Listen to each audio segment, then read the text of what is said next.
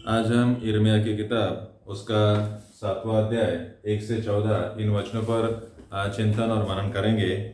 यहाँ पर हम देखते हैं कि जो यिर्मयाह नबी है, ये यिर्मयाह नबी है और इसे परमेश्वर का वचन प्राप्त हुआ है। और परमेश्वर का वचन लोगों के लिए प्राप्त होता है। और परमेश्वर का वचन जो होता है दो प्रकार का होता है। एक तो लोगों का समाधान करने के लिए, उन्हें हिम्मत देने के लिए, या फिर लोगों को चेतावनी देने के लिए होता है। लोगों को हिम्मत देने के लिए या फिर चेतावनी देने के लिए भी परमेश्वर का वचन होता है। ये हालात पर डिपेंड करता है कि हालात क्या है, उसके अनुसार परमेश्वर का वचन एक तो हिम्मत देने के लिए या चेतावनी देने के लिए होता है। तो यहाँ पर हम देखते हैं यिर्मयाह नबी है और परमेश्वर का वचन उसे जो प्राप्त हुआ है। देखिए यहाँ पे लिखा है, जो वचन यहोवा की ओर से यिर्मयाह के पास पहुंचा वही यह है। तो यहाँ पर यिर्मयाह है और परमेश्वर का वचन यिर्मयाह के पास पहुंचा है। तो लेखक यिर्मयाह हो सकता है या फिर कोई और हो सकता है जिन्होंने इस बात का वर्णन किया है कि यिर्मयाह जो नबी है और परमेश्वर का वचन प्राप्त हुआ है। तो परमेश्वर का वचन क्या है उसकी ओर हम ध्यान लगाएंगे। दूसरा वचन में लिखा है, वचन 2, उसमें लिखा है यहोवा के भवन के फाटक में खड़ा हो। तो यहाँ पर यिर्मयाह जो है उसको बताया गया है कि ये जो भवन है ना, यहोवा का भवन है, इसका जो गेट है, इस गेट में तू क्या हो जा, खड़ा हो जा। तो परमेश्वर का वचन उसे प्राप्त हुआ। परमेश्वर ने कहा कि ये जो मंदिर में जाने वाला जो गेट है, उस गेट में तू क्या हो जा, खड़ा हो जा और यह वचन प्रचार कर। इसे यहाँ खड़ा होने के लिए कहा और जो वचन है उसका प्रचार करने के लिए कहा गया है। आगे देखिए, और कहे हे सब यहूदियों। तो ये जो वचन है, परमेश्वर ने यिर्मयाह से कहा कि जो भवन है परमेश्वर का भवन, इसका जो फाटक है वहां पे खड़े हो जा और मंदिर में जो आने जाने वाले लोग हैं यहूदियों को तू क्या कर, परमेश्वर का वचन सुना। तो परमेश्वर की आज्ञा मानकर यिर्मयाह मंदिर का जो भवन का जो फाटक है वहां पे खड़ा हो गया और मंदिर में आने जाने वाले लोगों से वो कहने लगा। देखिए क्या कहने लगा, हे सब यहूदियों। तो यहाँ पर जो यहूदी लोग मंदिर में आना जाना करते थे उनको वो कहता है, हे सब यहूदियों, तुम जो यहोवा को दंडवत करने के लिए इन फाटकों से प्रवेश करते हो, यहोवा का वचन सुनो। तो यहाँ पर परमेश्वर का जो वचन है किसके लिए है, मंदिर में आने जाने वाले के लिए। और जो दंडवत है, दंडवत जो करते हैं उनके लिए परमेश्वर का वचन है।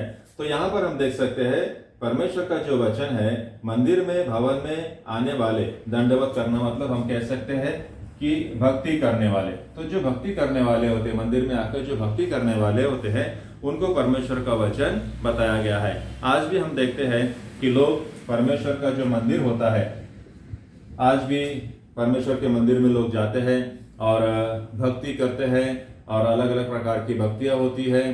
तो ये जो लोग होते हैं जो मंदिर में जाना आना करते हैं, तो कई बार हमारे मन में एक सवाल उत्पन्न होता है कि मंदिर में आने जाने वाले जो लोग परमेश्वर की भक्ति करते हैं उन्हें वचन की क्या जरूरत है, वो तो पहले से धर्मी ठहराया गया है, ये ऐसी हमारी सोच होती है। लेकिन कई लोग ऐसे भी होते हैं जो परमेश्वर के भवन में केवल रीति रिवाज का पालन करने के लिए जाते हैं, केवल संगति के लिए जाते हैं। परमेश्वर की भक्ति करना ये उनका, कुछ लोगों का उद्देश्य नहीं होता। कुछ लोग बस एक दूसरे से मिलने के लिए या बस रीति रिवाज का पालन करने के लिए या फिर उससे हमें जो मानसिक समाधान मिलता है वो प्राप्त करने के लिए कुछ लोग भवन में जाते हैं। तो ऐसे जो लोग होते हैं जो केवल संगति के लिए, एक दूसरे को मिलने के लिए, केवल औपचारिकता के लिए या रीति रिवाज का पालन करने के लिए या फिर मानसिक समाधान प्राप्त करने के लिए ऐसे जो लोग मंदिर में जाना आना करते हैं, उनको परमेश्वर ने कहा कि तुम क्या करो, वचन सुनो। देखिए क्या वचन था, वचन 3। वचन 3 में हम देखते हैं, सेनाओं का यहोवा जो इज़राइल का परमेश्वर है। तो यहाँ पर हमें एक बात ध्यान में रखनी है। तो ये जो लेखक है, लेखक कहता है कि सेनाओं का यहोवा परमेश्वर, सेनाओं का यहोवा इज़राइल का परमेश्वर, इज़राइल का परमेश्वर। तो यहां पर हमें एक सुधारना करनी है, दुरुस्ती करनी है। कौन सी दुरुस्ती करनी है? कि जो परमेश्वर है वो केवल इजराइल का परमेश्वर नहीं है। जिस परमेश्वर की हम भक्ति करते हैं वो केवल इजराइलियों का परमेश्वर नहीं है, वो क्या है? सबका परमेश्वर है ना। भले ही जो लेखक है, लेखक ने कहा कि इजराइल का परमेश्वर, लेकिन हमें ये मानना है, समझना है कि ये जो है ये परमेश्वर सबके लिए है, क्योंकि हर एक को परमेश्वर ने बनाया है। तो यहाँ पर भले ही इजराइल का परमेश्वर ऐसा लिखा होगा, लेकिन हमें क्या समझना है कि परमेश्वर सबका है। यहाँ पे लिखा है यो कहता है, तो ये जो परमेश्वर है जो सबका है और लेखक इजराइलियों का परमेश्वर कहता है, वो कहता है, यो कहता है कि अपनी अपनी चाल और काम सुधारो। अपनी अपनी जो चाल है और जो तुम्हारा काम है, चाल और काम क्या करो? सुधारो। तो मंदिर में जो आने जाने वाले लोग हैं उनको वो कहता है कि तुम अपनी चाल और काम सुधारो। क्योंकि हमने पहले देखा है कि कुछ लोग होते हैं जो केवल रीति रिवाज का पालन करने के लिए या फिर संगति के लिए या फिर मानसिक समाधान के लिए भी कुछ लोग मंदिर में जाना आना करते हैं। उनको चिंतन और मनन से कुछ लेना देना नहीं होता। कुछ लोग तो ऐसे होते हैं कि प्रवचन के बाद में मंदिर में आते हैं, उनको वचन सुनने की कोई आवश्यकता महसूस नहीं होती है, बस आखिरी में आते हैं और विधि में सहभागी होने का प्रयास करते हैं। तो ये जो लोग हैं जो मंदिर में जाना आना करते हैं, परमेश्वर का वचन उन्हें कहता है कि तुम अपनी चाल और अपने काम क्या करो? सुधारो। तो क्यों, है ना, क्यों मंदिर में आने जाने वालों को अपने चाल और काम को सुधारने की आवश्यकता है? देखिए वो कहता है,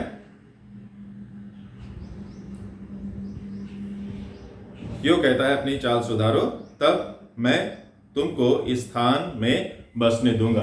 तो परमेश्वर कहता है कि जो मंदिर में जाने आने वाले लोग हैं, ये मंदिर है, यहाँ पर जाने आने वाले लोग हैं, तो उनको कहता है कि जब तक कि तुम अपनी चाल और काम को नहीं सुधारोगे, तुम यहाँ पर इस जगह पर मतलब इस नगर में, इस देश में, है ना। आगे हम देखते हैं इसका मतलब क्या है। सातवां वचन, जो सातवां वचन है ना, इसमें लिखा है कि मैं तुमको इस नगर में, है ना। भले वो तीसरे वचन में क्या कहता है? मैं तुम्हें इस स्थान में बसने दूंगा। इस स्थान में मतलब इस नगर में और इस देश में, है ना। वचन 7 में लिखा है कि मैं तुम्हें क्या करूंगा? बसने दूंगा। हम देखते हैं इसका अगर हम लोग बैकग्राउंड अगर हम देखेंगे तो हमें पता चलेगा कि यिर्मयाह के समय में करीब जो नॉर्दर्न इजराइल था, है ना, ये जो नॉर्दर्न इजराइल है, ये जो एरिया है, जो अशूर का राजा है, इस अशूर के राजा ने इस पर आक्रमण किया था। और ये जो सदर्न एरिया है इसको हम यहूदा कहते हैं। ये यहाँ पर बाबेल का जो राजा है, बाबेल का राजा नबूकदनेस्सर, इसने क्या किया था? यहाँ पर आक्रमण किया था। और क्या किया था? ये जो मंदिर है इसको जला दिया था और इसके जो आभूषण थे, ये सब लेकर वो बाबेल चला गया था। तो और काफी लोगों को कैदी बनाकर भी वो, बंदी बनाकर भी वो बाबेल में लेकर गया था। और जैसे अशूर का राजा था, उसने भी इजराइल का जो नॉर्दर्न एरिया है, यहां से भी कुछ लोगों को बंदी बनाकर अलग अलग जगह में लेके गया और बाबेल का राजा इनको बंदी बनाकर बाबेल में लेकर गया। तो यहाँ पे कुछ लोग बचे हुए थे। तो उन लोगों को परमेश्वर कहता है कि तो तुम मंदिर में आना जाना करते हो, तुम क्या करो? अपनी चाल और अपने काम को क्या करो? सुधारो। क्यों? क्योंकि देखिए, तो मैं तुम्हें क्या करूंगा? इस नगर में, है ना, जिस पर आक्रमण किया गया है, इस नगर के और देश के लोगों को बंदी बनाया गया है, यदि तुम अपनी चाल और अपने काम को सुधारोगे तो जिनको बंदी बनाया कर लेकर गया है उनको मैं वापस ले आऊंगा और यहां पर मैं तुम्हें क्या करूंगा? बसाऊंगा। आगे देखिए वो कहता है चौथे वचन में, यदि हम चौथा वचन देखेंगे तो इसमें एक बहुत ही महत्वपूर्ण बात को बताया गया है। वचन जो 4 है, यहां पर लिखा गया है, वचन 4 में लिखा गया है, तुम लोग यह कहकर झूठी बातों पर भरोसा न करो, यह यहोवा का मंदिर है, यही यहोवा का मंदिर है, यहोवा का मंदिर है। तो ये जो मंदिर है, इस मंदिर की ओर देखकर तुम क्या करो, झूठी बात पर भरोसा ना करो, है ना। कौन सी बात पर? झूठी बात पर भरोसा। अब ये जो मंदिर है, लोग इसे परमेश्वर का भवन मानते थे, है ना। लेकिन परमेश्वर क्या कहता है, ये परमेश्वर का भवन अब नहीं रहा है। अगर कोई तुम्हें आकर कहता है कि ये परमेश्वर का भवन है, एक बार नहीं, दो बार नहीं, तीन बार परमेश्वर का भवन है, परमेश्वर का भवन है, तो ये बात क्या है? झूठी बात है। अब ये परमेश्वर का भवन नहीं रह गया है, अब ये जल चुका है और इसका जो वैभव है वो खत्म हो चुका है, नष्ट हो चुका है, क्योंकि बाबिल के राजा ने उस पर आक्रमण किया है। तो यदि कोई कहता है कि ये जो मंदिर है ये परमेश्वर का मंदिर है, तो ये यहोवा कहता है ये क्या है? झूठी बात है, क्योंकि अब ये जल चुका है और परमेश्वर का वैभव वहां से नष्ट हो चुका है। तो ये जो नबी है यिर्मयाह, लोगों को देखिए क्या कहता है कि झूठी बातों पर तुम क्या करो? विश्वास मत करो, झूठी बातों पर यकीन, है ना, यकीन मत करो। और यही कई लोगों की ज्यादातर लोगों की क्या है? समस्या है ना। बहुत सारे लोग क्या करते हैं? झूठी बातों पर क्या करते हैं? यकीन करते हैं। आजकल हम देखते हैं सोशल मीडिया के माध्यम से बहुत सारी बातें फैलाई जाती है, कुछ सही भी होती है, कुछ झूठी भी होती है, और लोग बस सही और झूठ का फर्क नहीं समझते हैं, और जो भी उनको बताया जाता है, जो भी उनको दिखाया जाता है, उन हर एक बातों पर वो क्या करते हैं? यकीन करते हैं, विश्वास करते हैं। तो यहां पर यिर्मयाह ने मंदिर में आने जाने वाले लोगों को जो कहा कि यदि कोई कहता है कि ये भवन है, तो इस झूठी बात पर तुम क्या मत करो? भरोसा मत करो, क्योंकि अब ये जल चुका है। वैसे ही सोशल मीडिया के माध्यम से जो कुछ तुमको दिखाया जाता है कि ये ऐसा है, ये वो वैसा है, तो तुमने क्या करना है? पहले परखना है, सच को जानना है, और उसके बाद ही आपको यकीन करना है। आगे देखिए, वो 5वें वचन में कहता है, यदि तुम सचमुच अपनी चाल और काम सुधारो और सचमुच मनुष्य के बीच न्याय करो। अब देखिए वो आगे कहता है कि काम और चाल को सुधारना मतलब क्या है ना। जैसे हमने पहले देखा है 3रे वचन में, परमेश्वर किसके द्वारा? नबी के द्वारा कहता है कि तुम क्या करो? अपनी चाल और अपना जो काम है ना, इसको क्या करो? सुधारो। तो काम और चाल को सुधारना मतलब क्या है? मनुष्य में क्या करो? न्याय करो, है ना। आज हम देखते हैं संसार में कई लोगों पर क्या किया जाता है? अन्याय किया जाता है। तो अपने चाल और काम को सुधारने का मतलब क्या है? मनुष्य में क्या करो? न्याय करो। वचन 5 में हम देखते हैं, और जो परदेशी है, अनाथ और विधवा है, उनको अंधेर ना करो, अंधेर ना करो। जो परदेशी है, जो अनाथ है और जो विधवा है, ऐसे जो दुर्बल लोग हैं, है ना, इन लोगों पर तुम क्या मत करो? अंधेर मत करो, मतलब उन पर तुम अन्याय मत करो। आगे देखिए लिखा है, और इस स्थान पर निर्दोष की हत्या मत करो, है ना, हत्या मत करो, है ना। जो निर्दोष है उसका तुम क्या मत करो? अन्याय मत करो, खून मत करो। और आगे लिखा है कि दूसरे देवताओं के पीछे न चलो जिससे तुम्हारी हानि होती है, मतलब मूर्ति पूजा, है ना। मूर्ति पूजा क्या करो? मत करो। तो यहां पर लिखा है अपनी चाल और अपने काम को सुधारना मतलब क्या है? मनुष्य में न्याय करना, और जो परदेशी, अनाथ और विधवा होते हैं उन पर अंधेर न करना, मतलब उन पर अन्याय न करना, किसी का निर्दोष की हत्या मत करना, या फिर मूर्ति पूजा ना करना। और तो इस प्रकार से यदि हम करते हैं तो हम क्या करते हैं? अपनी चाल और अपने कामों को सुधारते हैं। यदि हम ऐसा करते हैं तो ये जो प्रदेश है हमें दिया गया है, इस प्रदेश में हम क्या करेंगे? बस्ती कर सकेंगे, है ना। यहाँ पर हम लोग क्या करेंगे? रह सकेंगे। यही तो कहता है, ये स्थान में मैं तुम्हें क्या करूंगा? बसाऊंगा। ये जो स्थान है जो उजड़ा हुआ है, और नबूकदनेस्सर राजा ने और अश्शूर के राजा ने जिसको उजाड़ दिया है, यदि तुम अपनी चाल और काम को सुधारोगे तो मैं फिर से तुम्हें क्या करूंगा?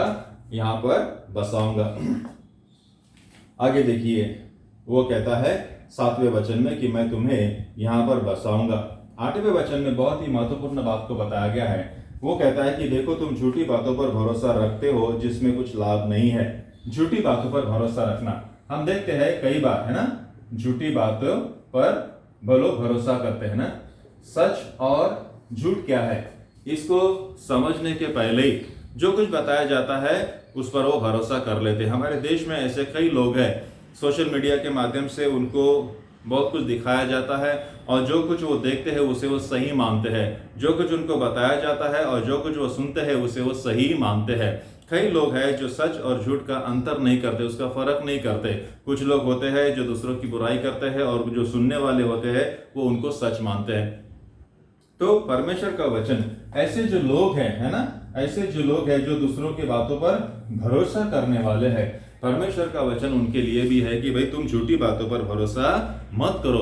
और क्या होता है, जिससे कुछ लाभ नहीं होता, उल्टा क्या होता है, हानि होती है। तो जो समाज के जो लोग हैं, है ना, किसी ने कह दिया चलो तो चल जाते हैं, किसी ने कहा ये ऐसा है तो मान लेते हैं, किसी ने कहा ये है तो वो देख के मान लेते हैं।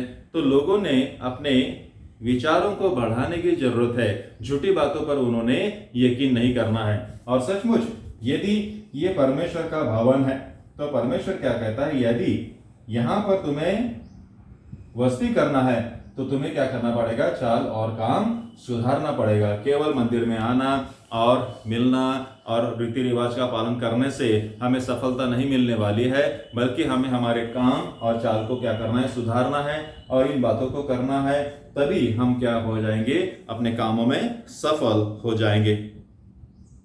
आगे लिखा है बहुत सारी बातें 9वें वचन में, तुम जो चोरी, हत्या, व्यभिचार करते, झूठी शपथ खाते और बाल देवता को धूप जलाते हो, ऐसी बातें करते हो। तो यहाँ पर जो लोग मंदिर में आने जाने वाले हैं, ये लोग भक्ति तो करते हैं, रीति रिवाज का पालन तो करते हैं, लेकिन देखिए झूठी बातें करते हैं और गलत बातें करते हैं। तो फिर इससे क्या होता है, एक कॉन्ट्राडिक्शन होता है ना, कॉन्ट्राडिक्शन, विरोधाभास है ना, यहाँ पर विरोधाभास है। मंदिर में तो आते हैं लेकिन क्या करते हैं, बाहर जाकर गलत काम करते हैं। तो ऐसे जो लोग होते हैं जो मंदिर में आकर केवल भक्ति करते हैं और बाहर जाकर गलत काम करते हैं, परमेश्वर उनको सफलता नहीं देता है। तो यहां पर 10वें वचन में देखिए कौन सी झूठी बात है, तो क्या यह उचित है कि तुम इस भवन में आओ जो मेरा कहलाता है और मेरे सामने खड़े होकर यह कहो, हम छूट गए हैं कि ये सब घृणित काम करे। देखिए यहाँ पर ये जो लोग हैं ये मंदिर में आते तो हैं और मंदिर में आकर क्या करते हैं, झूठी बातें बोलते हैं कि हम छूट गए हैं, है ना, आक्रमण से छूट गए। बाबेल का जो राजा है उसने जो आक्रमण किया था उससे क्या हुआ, हम लोग छूट गए हैं। हालांकि वास्तविकता यह है कि हमारा छुटकारा नहीं हुआ है, अभी भी हम दहशत में हैं, लेकिन कुछ कुछ लोग गलत फहमियों में रहते हैं और वो लोग ये मानते हैं क्योंकि उनको झूठी बातें बताई जाती है और झूठी बातें वो मान लेते हैं और ये समझ लेते हैं कि उनको छुटकारा मिल गया है। बहुत सारी बातें आगे लिखी है, लेकिन यहाँ पर हमें एक बहुत ही महत्वपूर्ण बात को बताया है। ये है कि ये जो मंदिर है ना, यहोवा का जो भवन है, इसमें आने जाने वाले जो लोग होते हैं उनको नबी ने कहा है कि तुम क्या करो, अपनी चाल और अपने कामों को सुधारो और गलत बातों पर तुम क्या मत करो, विश्वास मत करो। तो आज ये बात हमें भी लागू होती है। आज भी हम समाज में देखते हैं सोशल मीडिया का प्रभाव हम पर होता है। बहुत सारी बातें जो गलत होती है सही बताया जाता है और बहुत सारी जो समस्याएं होती है वो छुपाई जाती है और लोगों का ध्यान भटकाया जाता है। जो ज्वलंत प्रश्न होते हैं और महंगाई है, गरीबी है, बहुत सारी अड़चनें हैं, इसकी और लोगों का ध्यान ना हो इसलिए उनका ध्यान भटकाया जाता है। और ध्यान कैसे भटकाया जाता है, सोशल मीडिया के द्वारा या जो गोदी मीडिया होती है उसके द्वारा लोगों का ध्यान भटकाया जाता है और उनको एक नशा, वैचारिक नशा दी जाती है ताकि वह समस्याओं के बारे में सोचे नहीं बल्कि उनका ध्यान कहीं और होता रहे। तो परमेश्वर का जो वचन यिर्मयाह नबी के द्वारा यहाँ पर बताया गया है वो आज हमें भी लागू होता है कि जो लोग मंदिर में जाते हैं, जो लोग भक्ति करते हैं, आज उन्होंने केवल भक्ति करने में संतुष्ट नहीं रहना है बल्कि अपने आत्म परीक्षण करना है, अपने चाल को सुधारना है, अपने देखना है कहीं मैं धर्म के नाम में लोगों पर अत्याचार तो नहीं करता हूँ, कहीं मैं धर्म के नाम पर लोगों का उनको फंसाता तो नहीं, कई लोग मैं धर्म के नाम पर गलत काम तो नहीं करता। यदि हम मंदिर में आते हैं और परमेश्वर की भक्ति करते हैं और बाहर जाकर यदि हम गलत काम करते हैं तो हमने अपने चाल और कामों को क्या करना है, सुधारना है, ताकि हमें क्या मिलेगी, सफलता मिल सकेगी।